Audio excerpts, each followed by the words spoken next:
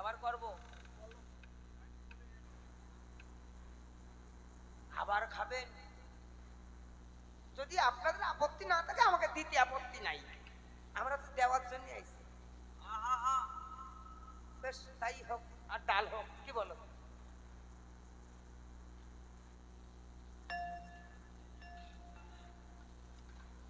ওই নাটার সঙ্গে আমি গান করি না বহুদিন, গত পরশুদিন ছিল, কালকেও ছিল।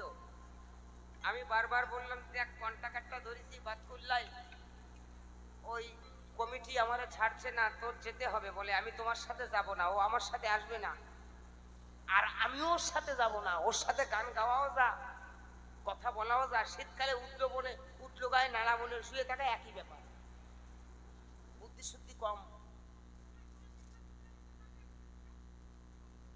একটা গান আগামীবার গেয়েছি, আবার তাই শুনবে। আচ্ছা শোনেন, আপনাকে ব্যক্তিগত ব্যাপার, কিন্তু মারামারি যদি বাদে ঠেকা দিবে আপনাদের।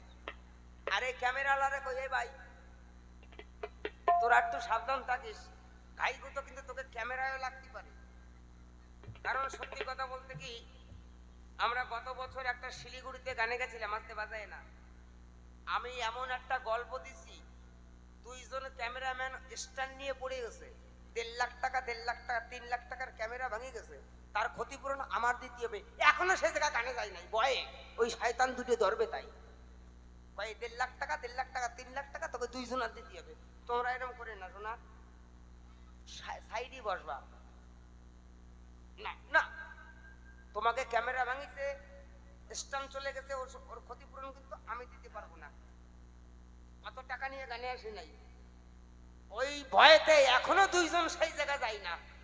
2 বছর 3 বছর আগে, হ্যাঁ 3 বছর আগে এক গল্প শুনে এক ক্যামেরাম্যান ভূত হয়ে পড়ে গেছে, আর 4-5টা মহিলার মধ্যে, ক্যামেরায় এক জায়গায়, স্ট্যান্ডার এক জায়গা, ওই দেখে দেখে আর এক পাশের ক্যামেরাম্যান সেটাও শালা পড়ে গেছে, দুটো ডিসপ্লে ভেঙে গেছে। দেখ কেমন লাগে। তা তোমরা সাইডে বইছো, খুব ভালো, বেশ। এ বাজাও, ওই শয়তানটা একটু দেখে নি।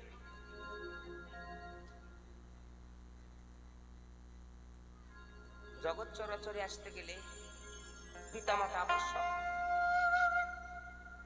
আমার দিক দিয়ে আমার মা আমার কাছে সবচেয়ে বড়, কেননা আমার করোনার সময় আমার মা চলে যায়, করোনার ঠিক 1 বছর বাদে আমার বাবাও মরে যায়। আমার গাছের গোড়াও নাই, পাতাও নাই, কিচ্ছু নাই, আমি শ্যাওলার মতন ভেসে বেড়াই। ভাই বোন একটা মাত্র বউ, 2-3টে করতে পারলাম না, আমার খুব আফসোস। আর এই শালা দীপক, ওর যে কয়টা বউ খাটায় লিখতে আয় নাম্বারিং করে। আমি বলছি দীপক আমি আর একটা বিয়ে করবো, কচ্ছে করে না, তুই 4-5টা করলি কেন? ওটা আমার কপালে হলো, করেছি। আমি 2-5 জনকে নিয়ে এখন বেশি বেড়াচ্ছি, আপনাদের আশীর্বাদে ভালো আছি। তো শোনাই আমার গর্ভধারিণী মায়ের এই গানটি।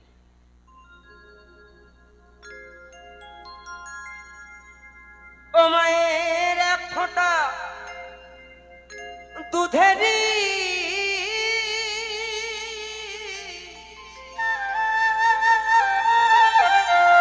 শোধ হবে না কোনো দিন,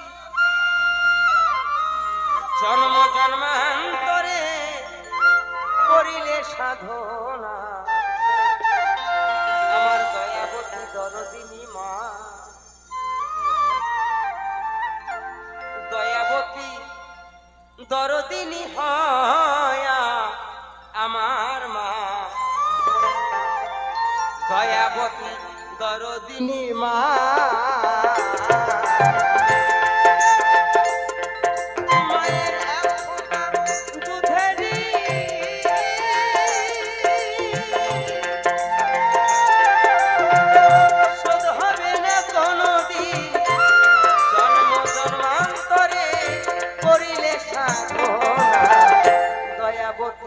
দরদিনী মা,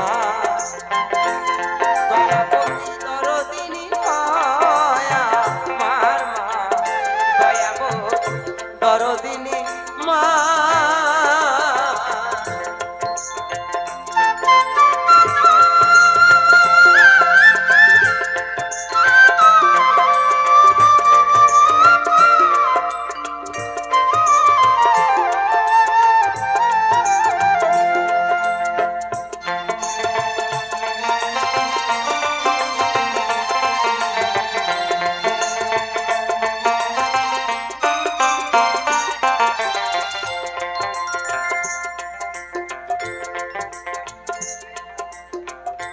করে।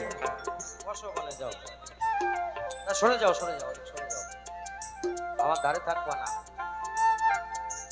ও হচ্ছে মার বেটা, এই কারণে শুধু মা মা করে। আর আমি হলাম বাপের বেটা। মায়ের এক ফোঁটা দুধের ঋণ শোধ হবে না কোনোদিন, বাপের কথা বলেছে একবারও? বলেনি। কেন? ওর বাপ জন্ম দেয়নি তো।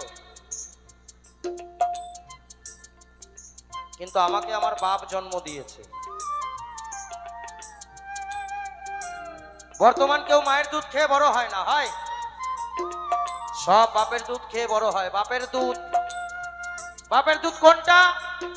Lactogen 1, Lactogen 2, Cerelac, Amul, Red Cow, হ্যাঙ্কার ডেয়ারি, মাদার ডেয়ারি, তাই না? বর্তমান মায়েরা বাচ্চাদের দুধ দিয়ে বড় করে না। কেন? সৌন্দর্য নষ্ট হয়ে যাবে তাই। অপরাধ নেবেন না, উচিত কথা কব মাসি, তোমার বাড়ি আসি আর না আসি। রাধে রাধে। শোনো, বাবার একই বিন্দু রক্তের কণা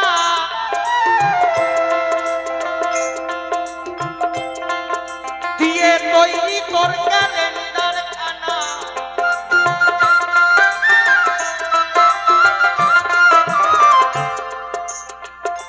ও বাবার একই বিন্দু রক্তের কণা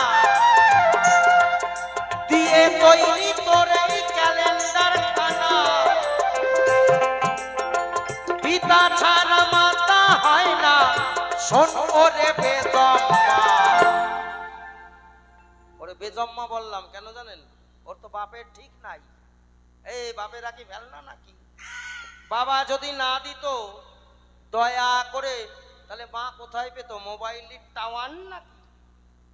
হ্যাঁ, সুইচের টিপ দিলি কানেকশন করে নাকি? না, বাপ দিয়েছে তাই তুই জন্ম পেয়েছিস। সৃষ্টিকার বাপের, রাখে কে? মা। মা ধারণ করে, দেয় কে? বাপ। বাপের থেকেই সৃষ্টি। তাই বোধকর্তা বললেন, বাপ যদি না দিত তাহলে তোমার আসার কায়দা নাই। তবে মা ছাড়া পৃথিবীতে আসা যায়। বাপেরা একা একা সৃষ্টি করতে পারে, কোনো নারী পারে না। মা মা করো করো, বাপের কথা একবার কইও। কি ঠিক বল? হাত তালি গেল কোথায়? বাপেরা আমার সঙ্গে থাকবেন, নালে আমি জিতবো কি করে? কি আমি বাপ আরো মা, তাহলে বাপেরা আমার সঙ্গে সহযোগিতা করবেন না? ঠিক ঠিক। না করলে আমি একা একা পারবানি নাকি? তাহলে একটা হাত তালি হোক জোর করে বাপেরা। হ্যাঁ, পিতা ছাড়া মাতা হয় না, শোন ওরে